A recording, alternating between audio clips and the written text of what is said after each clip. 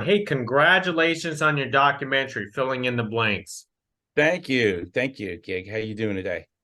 I'm doing great. I'm doing great. Yeah, it's such a wonderful film. I love the lightheartedness and comedy that you bring into your own story. This is terrific. Well, thank you. Thank you. I appreciate it. Where are you at? Where are you based at? I'm just curious. I'm in California. Okay. Okay.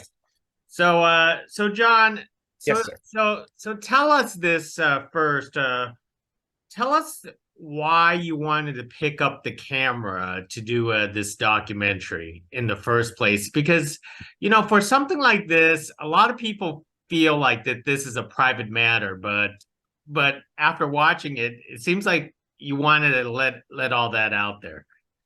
Well, tell you, Gig, the reason I think I picked up the camera to do this was because I have always picked up cameras. That from the time I was a kid, I always had a camera in my hand. Still camera. When I was in sixth grade and I graduated elementary school, I got a darkroom as a graduation present. My dad got me an enlarger and the whole thing. So I've always been into telling stories.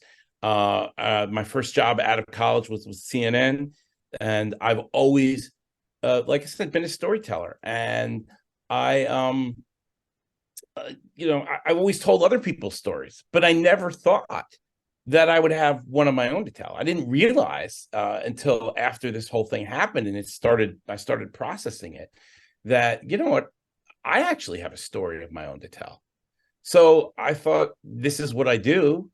It felt like a very organic challenge to do it. Now, was it kind of awkward to be the star of your own film? I mean, telling this your own personal story in its own way. Well, I can't really speak to that, how awkward it felt being on camera, or how awkward it is to be the star, so to speak, of your own documentary, because I've only done one. So I have nothing else to compare it. I mean, I've done others for other people, or have been part of a crew, or part of a production team, but I've never done one myself. So, for me, again, it just felt very organic. I mean, it started out when I would tell the story, it would just completely engage the whole dinner conversation. It would just, and I thought to myself, well, I could just tell this story in front of the camera and see what happens. And I think it worked out okay.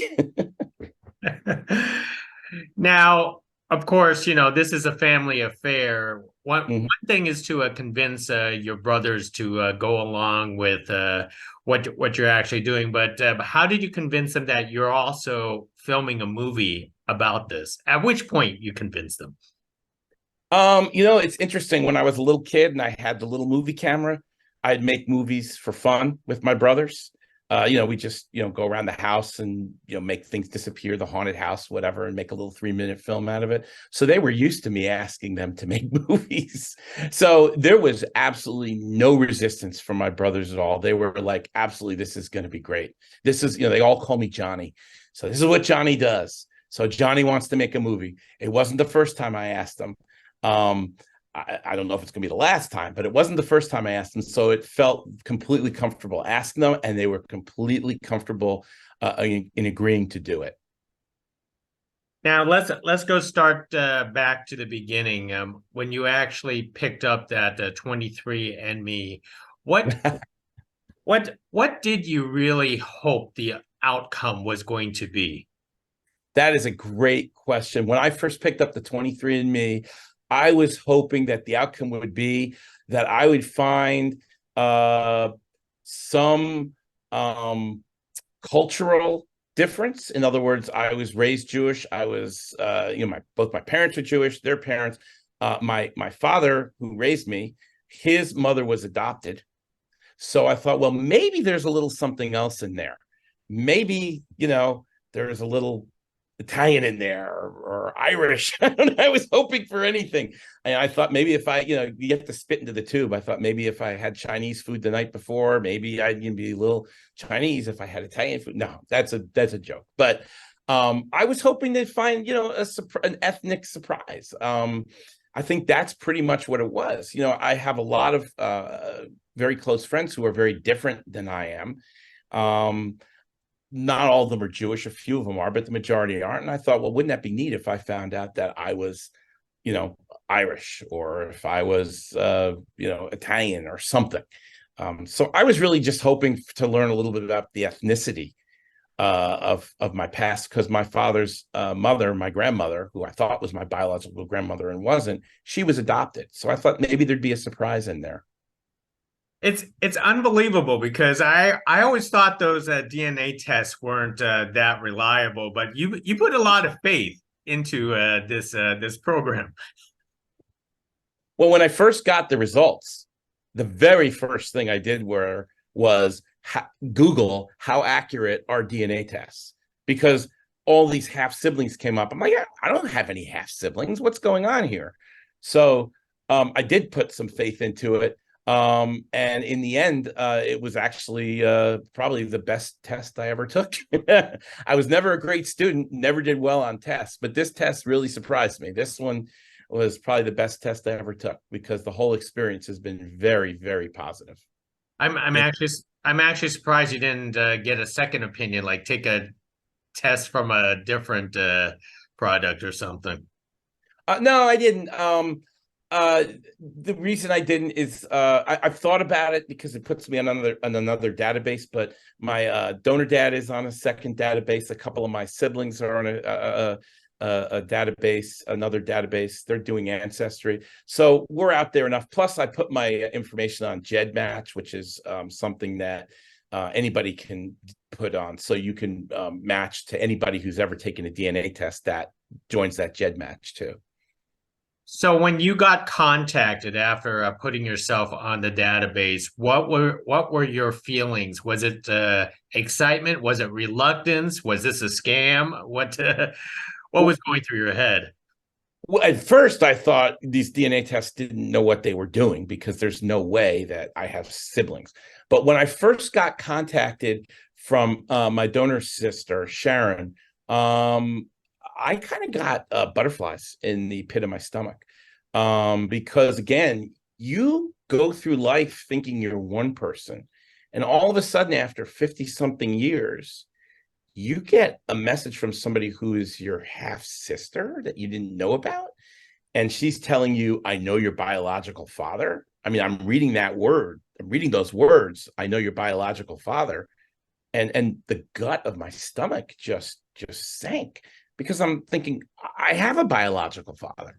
And then there's the whole thing that you have to process. Well, you do have a biological father. It's just not who you thought it was, or who you were told it was. And you have to process that. So there is sort of this almost imposter syndrome. When I first got that test result that first night, I remember looking in the mirror and thinking, who am I? Who am I?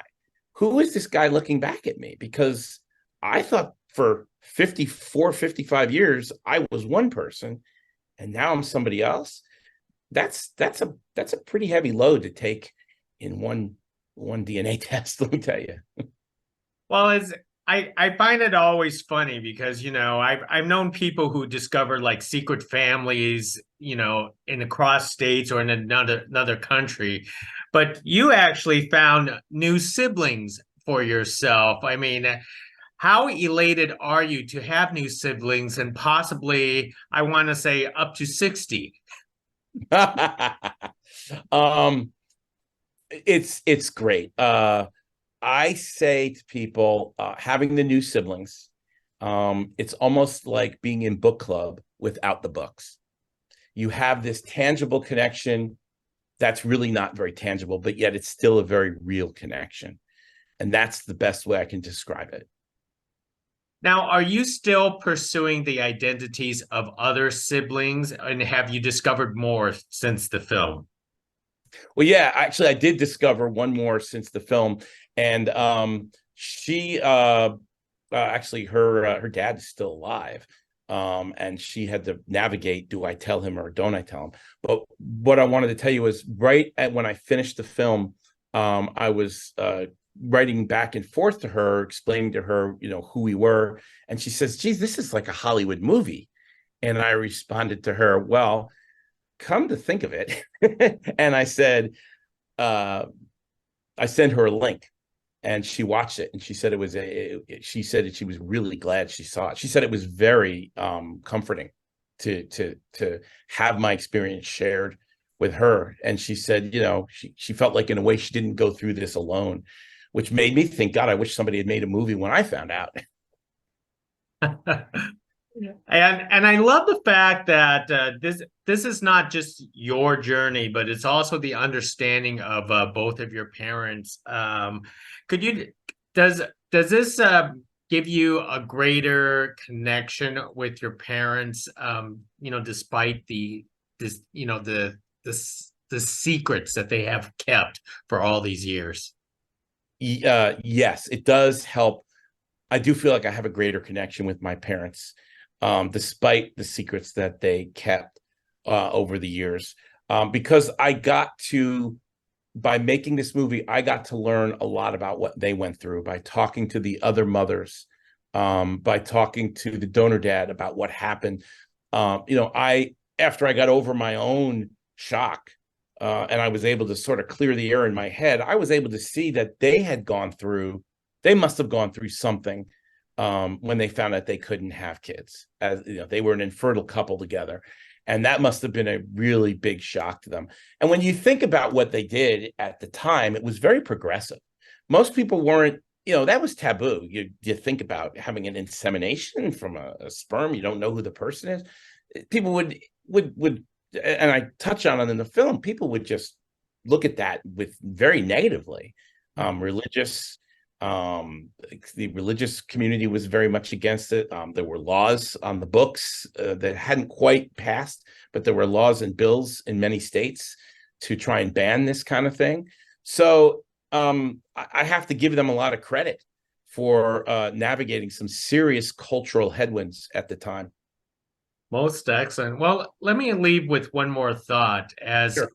As people have a chance to watch your documentary, Filling in the Blanks, what is the one most important lesson we should walk away with? I think the most important lesson you should walk away with when you watch my film, I hope that even in the strangest, oddest, and what seems like worst circumstances, there's always a little light. And if you approach that they're looking for something positive, you will find it. And it'll help you navigate through whatever difficult situation you're in. I'm not saying it's the magic bullet that's going to make you feel better. It's not the Prozac to depression. It's not the statins to, high cholesterol, but it can help you a little bit. It would help you get through it. Well, I certainly do love your positive storytelling. This film made me smile, despite it could have gone in any direction with any documentary filmmaker. But one thing I would say is there are films out there about people who find out they're donor conceived, and they're very dark. And I remember watching one on an airplane when I was out shooting this thing. And it was just I felt bad for the people who were in it. They had every right to feel misled and deceptive, but I wanted to tell a more positive side of the story, that it's not all gloom and doom. Well, you certainly accomplished that, because I love it, and I especially love that touching ending that you put in. But people got to watch it. It's beautiful. Yeah. When you write about it, make sure there is a touching ending, so there is a payoff. That is true. That is true. Well, Jon, thank you very much for carrying this conversation. I would say there will be a sequel, but let's hope not here. No. One DNA surprise in a lifetime is enough.